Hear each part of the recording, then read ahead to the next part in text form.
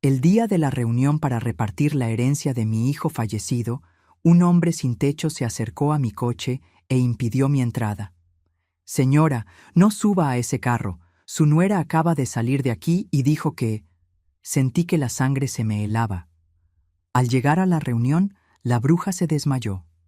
«Me alegra tenerte aquí. Sigue mi historia hasta el final y comenta desde qué ciudad me estás viendo. Así podré ver hasta dónde ha llegado mi historia». Nunca pensé que el día más importante de mi vida, después del funeral de mi hijo, comenzaría con las palabras de un desconocido en la calle. «Me llamo Rosa María.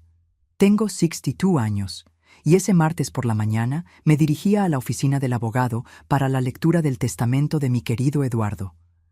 Había muerto hacía apenas un mes, y el dolor seguía tan fresco que cada respiración me dolía. Estacioné mi Honda Civic azul frente al edificio de oficinas en el centro de la ciudad. La reunión estaba programada para las 10 de la mañana, y llegué con 15 minutos de anticipación, como siempre hago.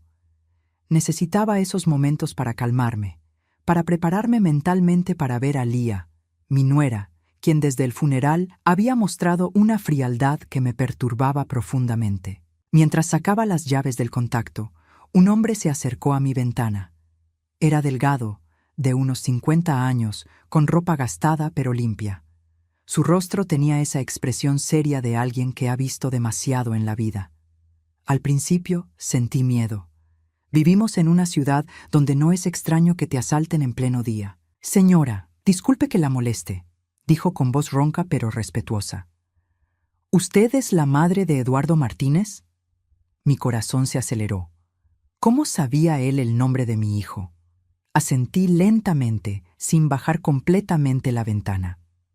«Señora, no suba a ese carro cuando salga de ahí», me dijo señalando hacia mi Honda. Sus ojos tenían una urgencia que me heló la sangre. Su nuera acababa de salir de aquí hace unos minutos. La vi revolcando algo debajo de su carro. «¿Qué está diciendo?», logré susurrar. Mi voz sonaba extraña, como si viniera de muy lejos. La señora esa, la esposa de su hijo, estaba agachada junto a la parte de adelante de su carro. Tenía algo en las manos, parecían alicates o algo así. Cuando me vio mirando, se puso muy nerviosa y se fue corriendo. El mundo comenzó a dar vueltas a mi alrededor. Lía había llegado antes que yo, pero ¿por qué estaría tocando mi carro? ¿Y quién era este hombre que parecía conocer tanto sobre mi familia? «¿Quién es usted?», le pregunté, tratando de mantener la calma. «Me llamo Carlos. Trabajé en la construcción de este edificio hace años. Conozco a toda la gente que viene por aquí regularmente». Se acercó un poco más y bajó la voz. «Señora, su hijo era una buena persona. Siempre me saludaba cuando venía a estas oficinas. Por eso me preocupé cuando vi lo que estaba haciendo esa mujer. Una extraña mezcla de gratitud y terror me invadió. Eduardo siempre había sido así, amable con todos, sin importar su condición social. Era el tipo de persona que recordaba el nombre del conserje y preguntaba por la familia del portero. ¿Qué exactamente vio que estaba haciendo?, les pregunté, aunque parte de mí no quería saber la respuesta. Carlos miró hacia ambos lados de la calle antes de responder. Estaba debajo de la parte delantera, cerca de donde están las ruedas. Movía algo con esas herramientas.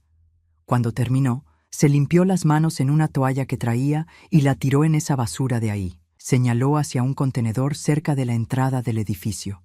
Mi mente se negaba a procesar lo que estaba escuchando. Lía, la mujer que había llorado en el funeral, que había recibido las condolencias de todos nuestros conocidos, ¿había estado saboteando mi carro?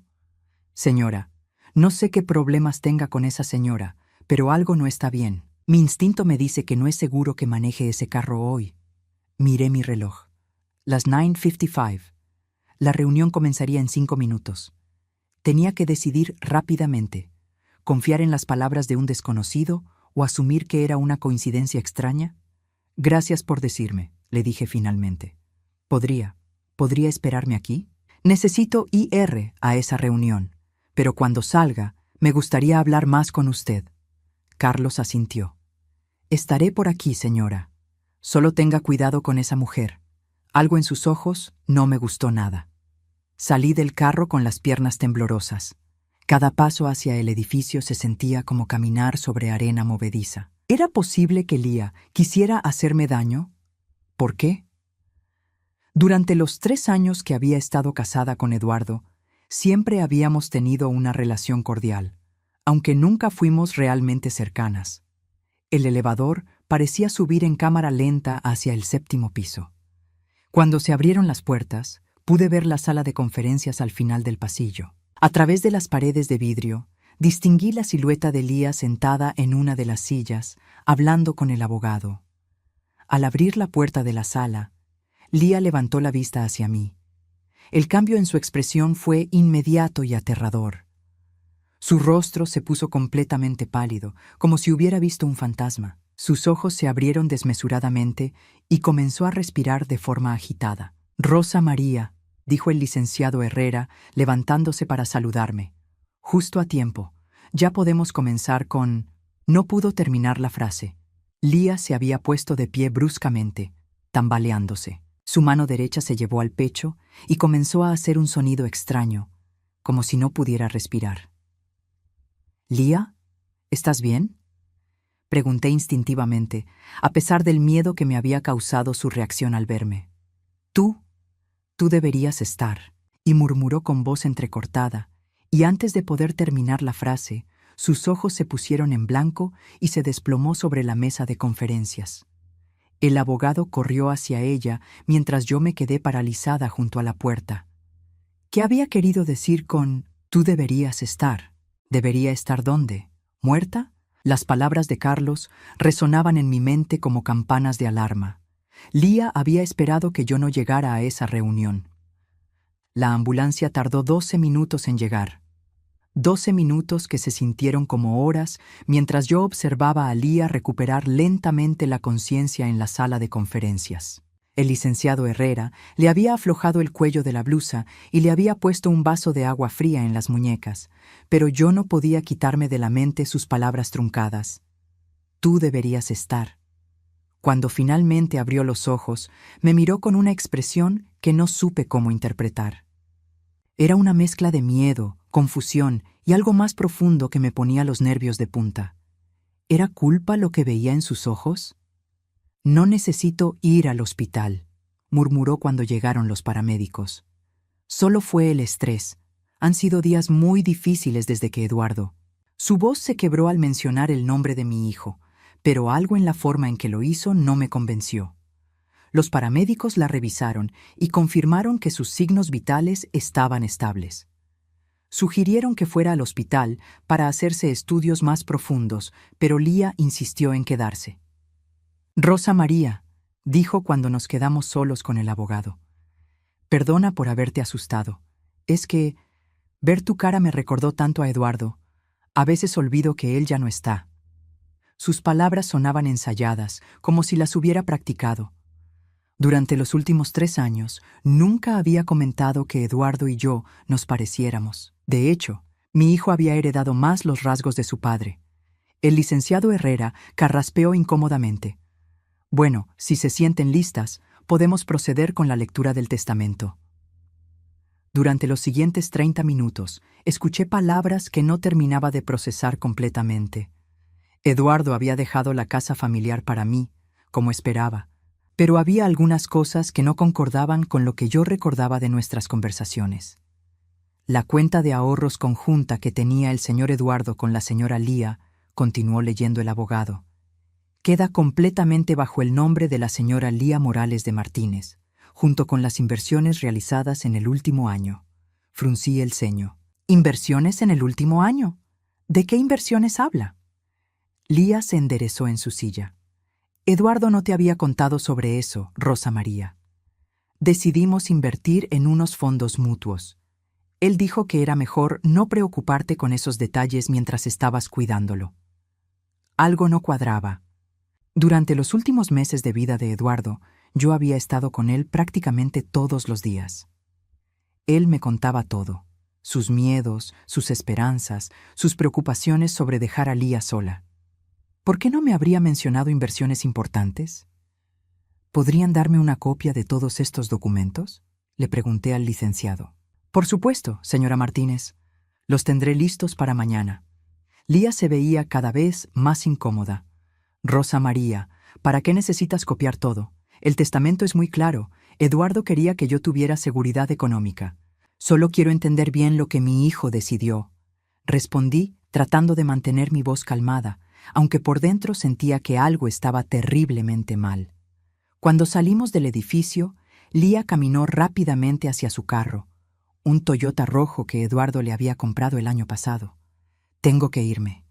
Tengo una cita médica, dijo sin mirarme a los ojos. La vi alejarse y entonces recordé a Carlos. Lo busqué con la mirada y lo encontré sentado en una banca cerca del estacionamiento. Cuando me acerqué, se puso de pie inmediatamente. ¿Cómo le fue en la reunión, señora? Confusa, admití.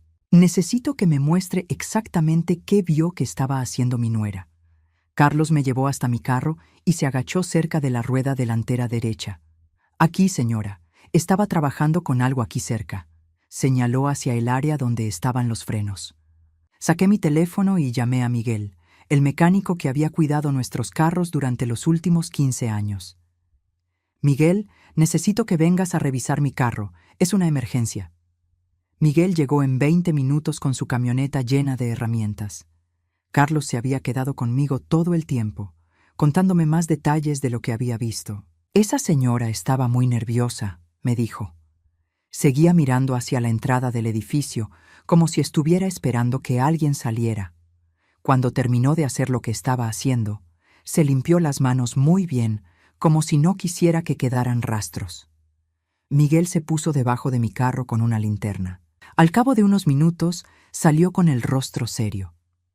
Rosa María, alguien cortó parcialmente el cable de los frenos. No completamente, pero lo suficiente para que fallaran después de unos kilómetros de manejo. Sentí como si el suelo se abriera bajo mis pies. ¿Estás seguro? Completamente seguro. Esto no es desgaste natural. Alguien lo hizo a propósito. Miguel me mostró el cable dañado. Si hubieras manejado este carro hoy, especialmente en una bajada o tratando de frenar bruscamente, habrías tenido un accidente muy grave. Carlos me puso una mano gentil en el hombro. Lo siento, señora. Ojalá me hubiera equivocado. Mi mente trabajaba a 1000 por hora. Lía había llegado temprano a la reunión. Había saboteado mi carro, se había desmayado al verme llegar viva, y había mentido sobre inversiones que Eduardo supuestamente había hecho sin decirme. Miguel, ¿puedes arreglar esto hoy? Claro, pero Rosa María, creo que deberías llamar a la policía. Esto es intento de homicidio. Negué con la cabeza. Primero necesito entender qué más está pasando. Hay algo más grande aquí. Mientras Miguel trabajaba en mi carro, no podía dejar de pensar en la expresión de Lía cuando me vio entrar a la sala de conferencias. No era solo sorpresa, era terror puro, terror de que yo estuviera viva. Y si había mentido sobre las inversiones, ¿sobre qué más había mentido? ¿Qué más no sabía yo sobre los últimos meses de vida de mi hijo? Esa noche no pude dormir. Me quedé sentada en la cocina de mi casa, la misma donde había criado a Eduardo, mirando las fotos familiares que colgaban en la pared. En todas ellas, mi hijo sonreía con esa alegría genuina que lo caracterizaba. Pero en las pocas fotos donde aparecía Lía, después de que se casaran, su sonrisa parecía diferente, más calculada. A las 6 de la mañana sonó el timbre. Era Carlos, vestido con la misma ropa del día anterior pero más limpia. Traía una bolsa de papel en las manos. Señora Rosa María, perdone que venga tan temprano, pero no pude dormir. Tengo algo que mostrarle. Lo invité a pasar y le serví una taza de café. Sus manos temblaban ligeramente cuando sacó algo de la bolsa. Una toalla manchada y unos alicates pequeños. Los saqué de la basura ayer después de que usted se fue. Pensé que podrían ser importantes. Examiné la toalla. Tenía manchas oscuras que parecían grasa de motor, pero también algo rojizo que me heló la sangre. Los alicates tenían residuos metálicos en las puntas. Carlos, necesito preguntarle algo muy importante. ¿Cuántas veces ha visto a mi nuera por ese edificio? Carlos se rascó la barbilla pensativamente. En los últimos 2 meses la he visto como 5 o 6 veces. Siempre sola, nunca con su esposo. Y siempre actuaba de forma extraña. ¿Extraña cómo? Nerviosa. Miraba mucho hacia todos lados, como si no quisiera que la vieran. Una vez la vi saliendo del edificio llorando, pero cuando vio que yo la estaba mirando, paró de llorar inmediatamente, como si fuera un acto. Mi estómago se contrajo. ¿Eduardo nunca la acompañaba? No, señora. De hecho, las últimas veces que vi a su hijo, se veía muy enfermo, más delgado, más pálido. Me daba tristeza verlo así porque siempre había sido tan fuerte y saludable. Algo empezó a formarse en mi mente, una sospecha tan horrible que no quería ni pensarla. Carlos, ¿usted sabe si en ese edificio hay oficinas médicas? Sí, señora. En el 4.º piso hay varios consultorios. También hay una farmacia pequeña en el 1.er piso. Mis manos comenzaron a temblar. Durante los últimos meses de vida de Eduardo, Lía siempre había insistido en acompañarlo a las citas médicas sola. Es muy doloroso para ti ver cómo sufre, me decía. Déjame a mí encargarme de esto. Y yo, como una tonta, había aceptado porque confiaba en ella. Señora, hay algo más, continuó Carlos. La última vez que vi a su nuera en el edificio, hace como 3 semanas, la seguí porque algo en su comportamiento me pareció sospechoso. ¿La siguió? Sí. Entró al 4.º piso y estuvo como 1 hora ahí. Cuando bajó, tenía una bolsa pequeña de la farmacia, pero lo raro es que se veía satisfecha, como si hubiera conseguido algo que necesitaba mucho. 3 semanas atrás. Eduardo había empeorado drásticamente 3 semanas atrás. Los médicos dijeron que era normal en su condición, pero yo había sentido que el deterioro había sido demasiado rápido, demasiado severo. Carlos, necesito pedirle un favor enorme. ¿Podría acompañarme al edificio de nuevo?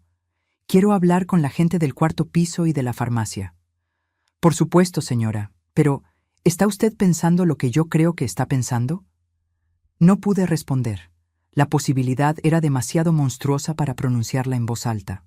Llegamos al edificio a las 9 de la mañana. Comenzamos por la farmacia. La empleada, una mujer mayor con lentes, reconoció inmediatamente la descripción de Lía. Ah, sí, la señora del pelo negro rizado. Venía seguido. Siempre compraba medicamentos muy específicos. ¿Qué tipo de medicamentos? Pregunté tratando de mantener mi voz estable. La farmacéutica dudó. No debería dar esa información, pero compraba morfina líquida, mucha morfina líquida. Decía que era para su esposo que estaba muy enfermo. Mi mundo se tambaleó. Eduardo sí había estado tomando morfina para el dolor, pero la dosis había sido regulada cuidadosamente por su oncólogo. ¿Por qué Lía compraría morfina adicional sin receta médica? ¿Recuerda cuándo fue la última vez que vino? Hace como 1 mes. Compró 3 frascos. Me pareció mucho, pero ella insistió en que el doctor le había dicho que aumentara la dosis. Subimos al 4.º piso. Había 5 consultorios médicos.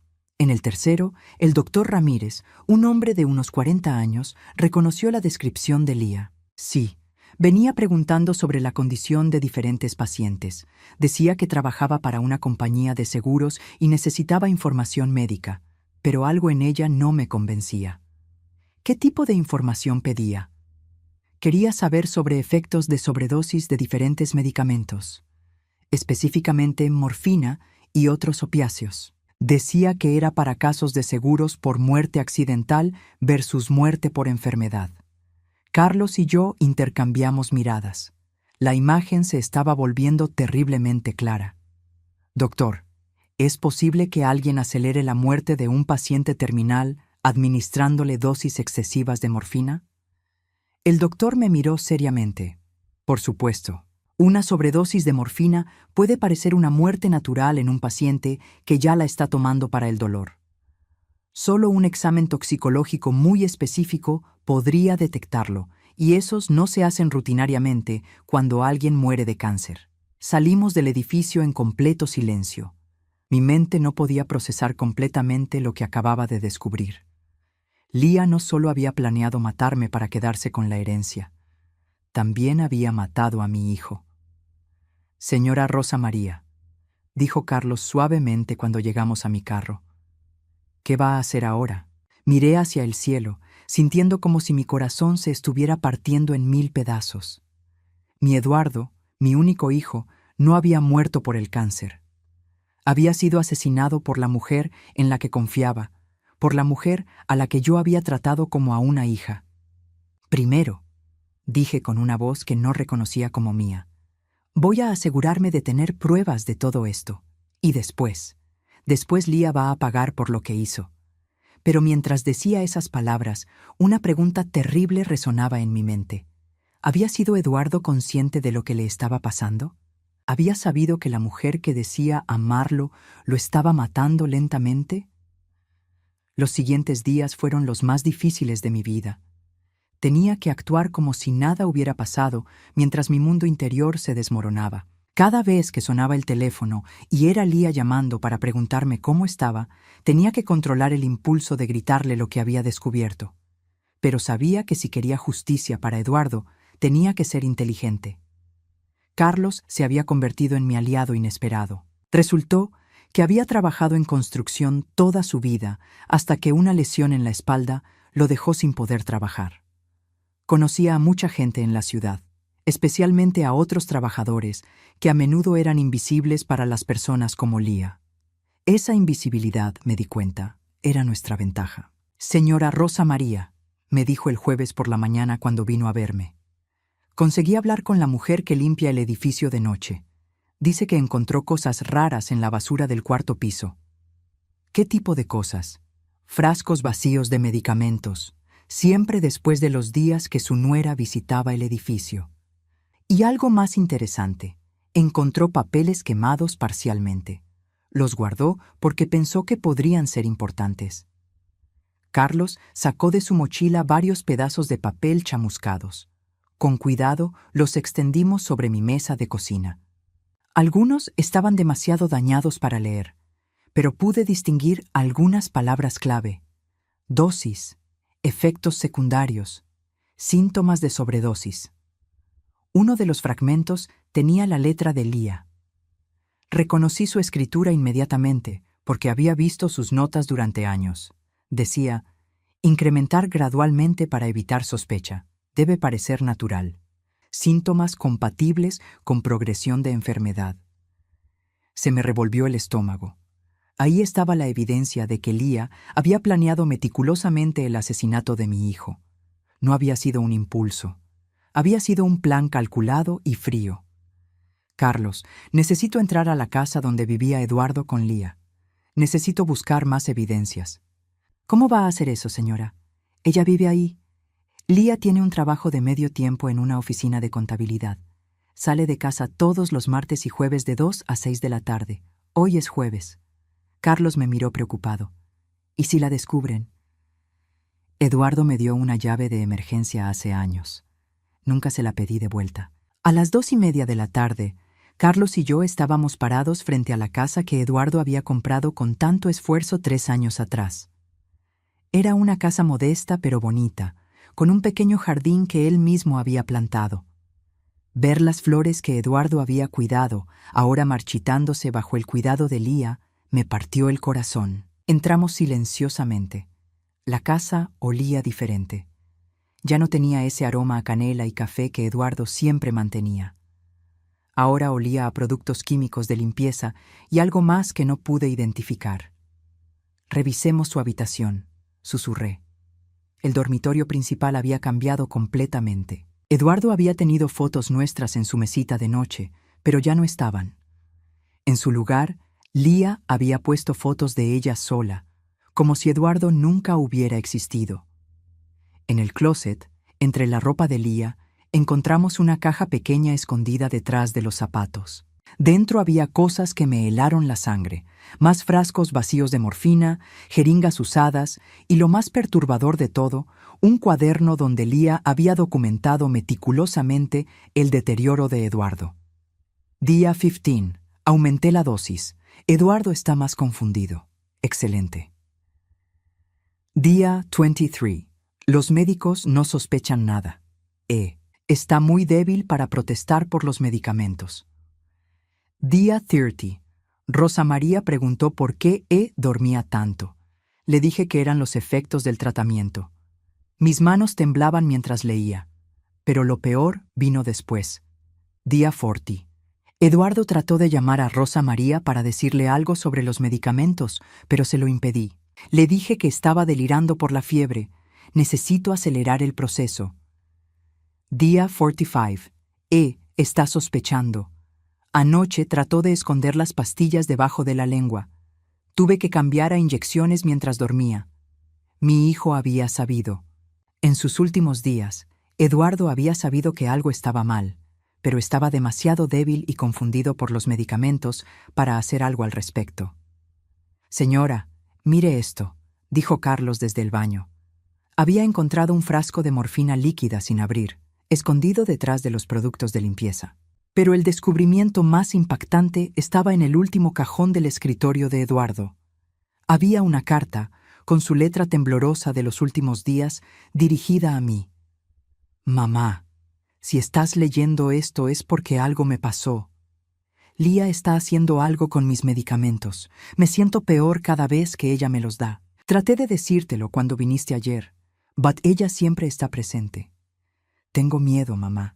No creo que vaya a salir de esta, pero no de la forma que los doctores dicen. Te amo. Cuídate de ella. Eduardo. La carta estaba fechada 5 días antes de su muerte. 5 días en los que mi hijo había estado consciente de que estaba siendo envenenado, pero demasiado débil para hacer algo al respecto. Lloré silenciosamente mientras Carlos me consolaba. Mi pobre Eduardo había muerto sabiendo la verdad, sintiéndose traicionado por la mujer que había amado y casado. Necesitamos irnos antes de que regrese, me dijo Carlos suavemente. Fotografié todas las páginas del cuaderno, la carta de Eduardo y los frascos de medicamentos con mi teléfono. También me llevé la carta original, sabiendo que era evidencia crucial. Cuando salimos de la casa, mi tristeza se había transformado en algo más poderoso: determinación. Lía había matado a mi hijo de la manera más cruel posible, haciéndole saber en sus últimos días que estaba siendo envenenado, pero sin poder hacer nada para detenerse. Ahora tenía que decidir mi siguiente paso. Tenía evidencia suficiente para ir a la policía, pero algo me decía que Lía no se daría por vencida fácilmente. Si descubría que yo sabía la verdad, podría huir, o peor aún, podría tratar de silenciarme de forma permanente. Carlos, le dije mientras manejábamos de regreso a mi casa, creo que Lía va a intentar algo más. Ahora que falló en matarme con el sabotaje del carro, va a buscar otra forma. ¿Qué propone que hagamos, señora? Vamos a tender una trampa. Vamos a hacer que confiese todo lo que hizo. El plan era arriesgado, pero era la única forma de conseguir que Lía confesara.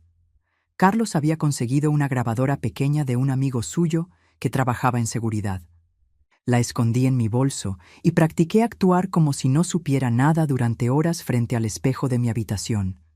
Le envié un mensaje a Lía el viernes por la mañana. Necesito hablar contigo sobre algo importante. ¿Podemos vernos en el café donde solías ir con Eduardo? Es sobre la herencia. Su respuesta llegó casi inmediatamente. Por supuesto, Rosa María. ¿A qué hora?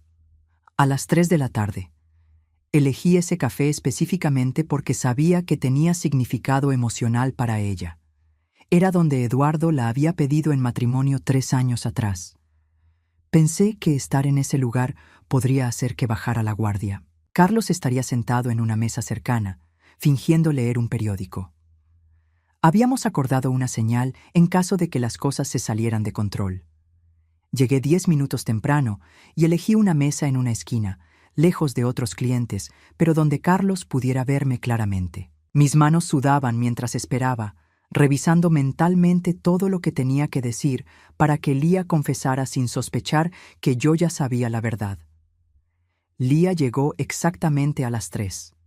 Se veía diferente a como la había visto en el funeral y en la oficina del abogado. Más relajada, casi. Feliz. Llevaba un vestido nuevo y su cabello estaba recién arreglado. No parecía una viuda en duelo. «Rosa María, te ves cansada», dijo sentándose frente a mí. «¿Has estado durmiendo bien?» Es difícil dormir desde que Eduardo se fue, respondí, observando su reacción cuidadosamente. Por un momento, algo cambió en su expresión. Una microsonrisa que trató de ocultar inmediatamente. Lo entiendo perfectamente. Yo también extraño mucho a Eduardo. Mentirosa, pensé, pero mantuve mi cara neutral.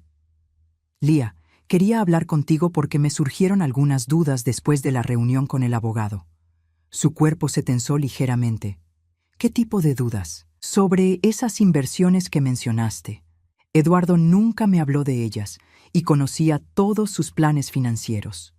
Lía se reclinó en su silla, calculando su respuesta. Rosa María, no quiero sonar dura, pero Eduardo no te contaba todo, especialmente hacia el final, cuando estaba muy enfermo. A veces los pacientes con cáncer se vuelven confundidos. ¿Confundidos? Sí, los medicamentos para el dolor afectan la mente. Eduardo a veces no recordaba conversaciones que habíamos tenido el día anterior.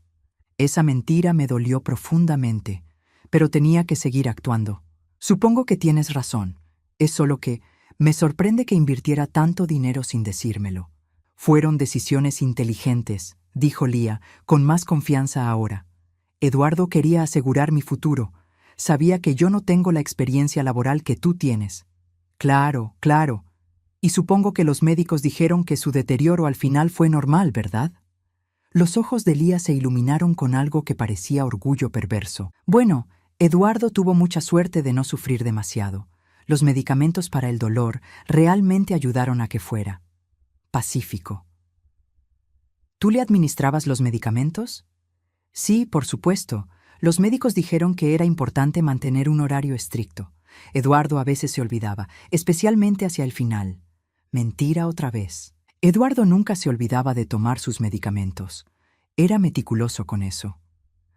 Debe haber sido difícil para ti verlo deteriorarse tan rápidamente, dije, observando su reacción.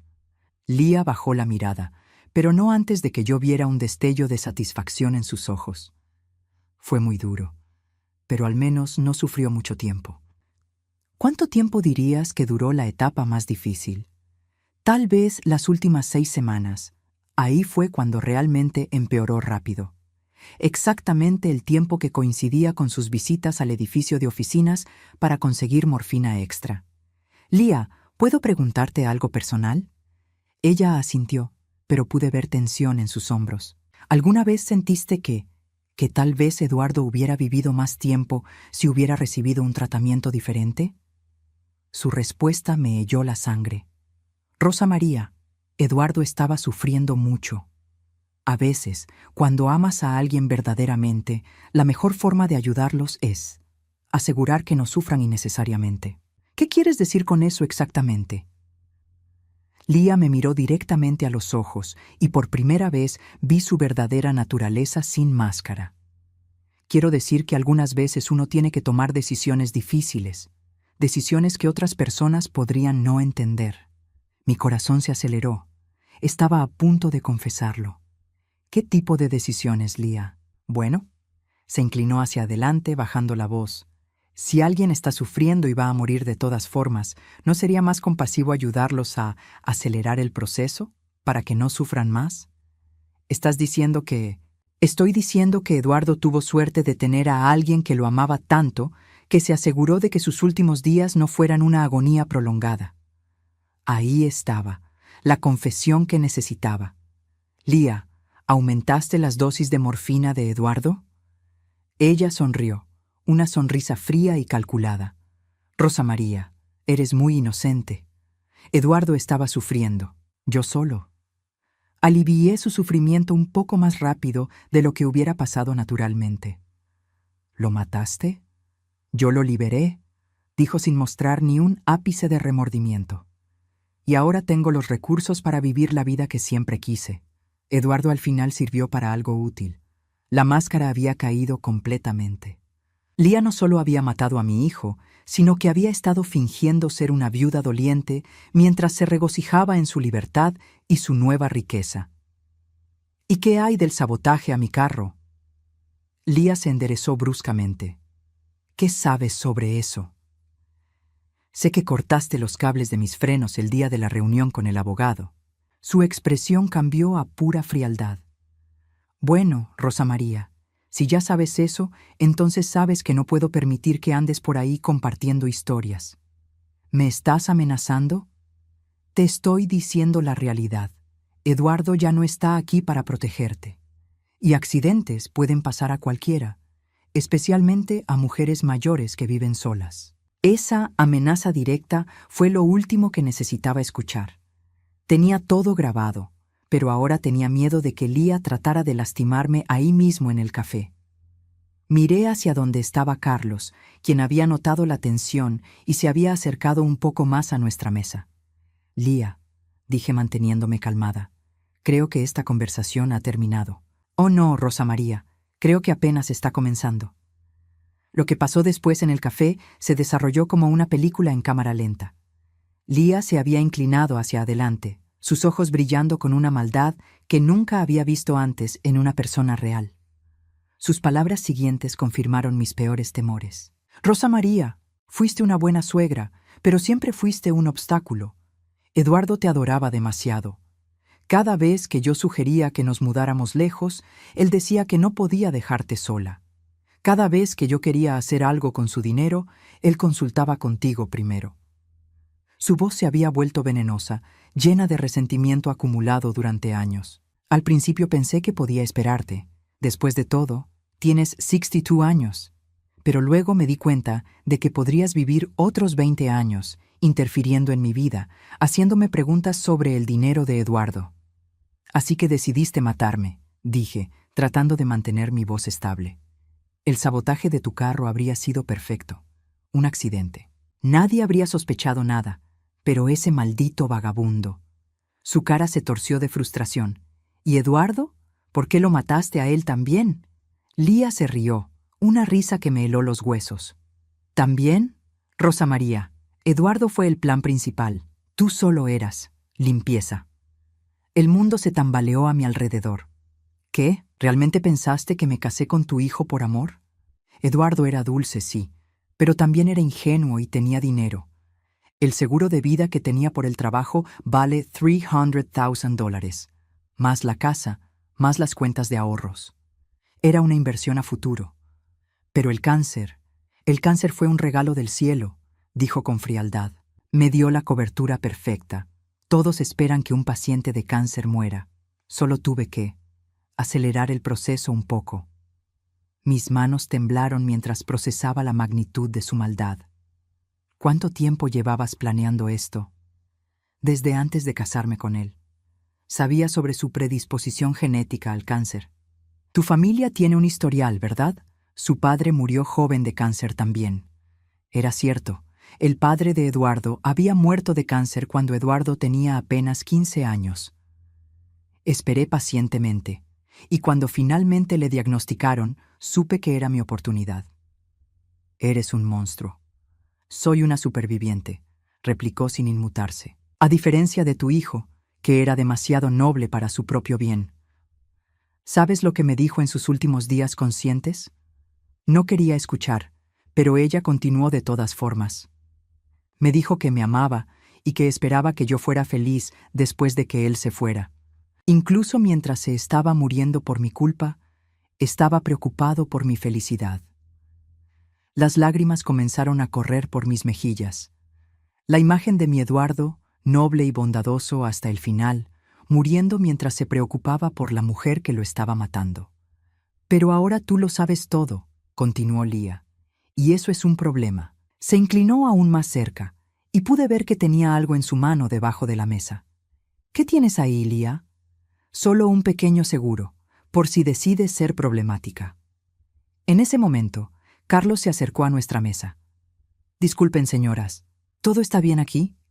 Lía se sobresaltó, escondiendo rápidamente lo que tenía en la mano. Todo está perfecto, gracias. Rosa María, dijo Carlos mirándome directamente. ¿Está lista para irnos? Entendí la señal. Sí, creo que esta conversación ha terminado.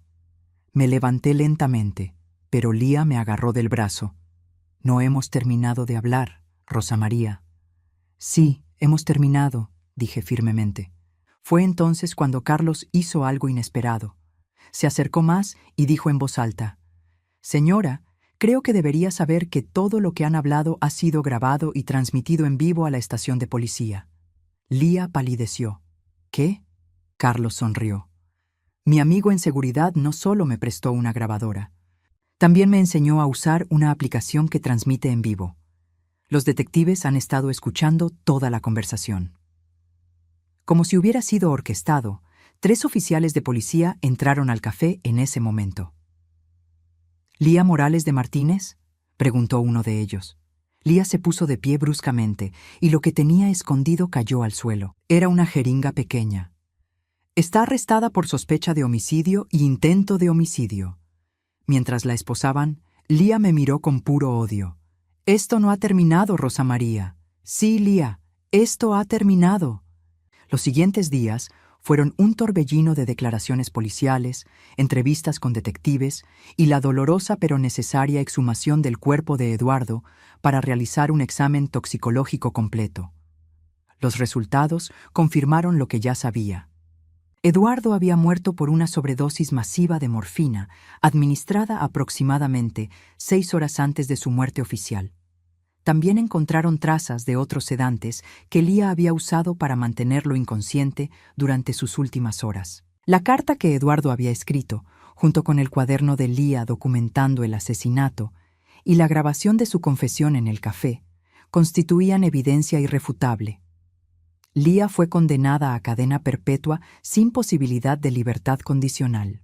3 meses después del juicio, estaba sentada en el jardín de mi casa, el mismo jardín donde Eduardo había jugado cuando era niño. Carlos había venido a visitarme, como hacía cada semana desde que todo terminó. «¿Cómo se siente, señora Rosa María?», me preguntó. «Triste», admití, «pero también aliviada. Eduardo puede descansar en paz ahora». «¿Y usted? ¿Puede descansar en paz también?». Miré hacia las flores que Eduardo había plantado, ahora floreciendo bajo mi cuidado otra vez. «Creo que sí. Por primera vez en meses, creo que sí puedo». Carlos se había convertido en algo más que un aliado. Se había convertido en un amigo verdadero, alguien que había arriesgado su propia seguridad para ayudarme a obtener justicia para mi hijo. «Carlos, hay algo que he estado pensando».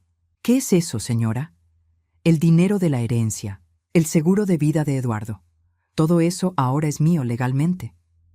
Él asintió, sin saber a dónde quería llegar. «Quiero usarlo para algo bueno, algo que habría hecho feliz a Eduardo». «¿Cómo qué?». «Hay muchas personas como usted que han tenido mala suerte, pero que son buenas personas. Quiero crear un pequeño fondo para ayudar a gente que necesita una segunda oportunidad». Los ojos de Carlos se llenaron de lágrimas. «Eduardo estaría orgulloso de usted». «Espero que sí». Esa noche, sola en mi casa, saqué la última carta que Eduardo me había escrito. La había leído cientos de veces, pero esa noche noté algo que no había visto antes. En la última línea, después de «cuídate de ella», había algo más escrito con lápiz muy claro. «Pero no dejes que el odio consuma tu corazón. Siempre fuiste más fuerte que cualquier maldad». Mi Eduardo, incluso en sus momentos más oscuros, se había preocupado por mi bienestar emocional. Doblé la carta cuidadosamente y la guardé en mi caja de recuerdos. Lía había pagado por sus crímenes. Eduardo había sido vengado. Y yo, a los 62 años, había aprendido que nunca es demasiado tarde para ser fuerte, para luchar por la justicia y para encontrar nuevos propósitos en la vida. La justicia había llegado silenciosamente, pero había llegado. Y por primera vez desde la muerte de mi hijo, pude dormir en paz.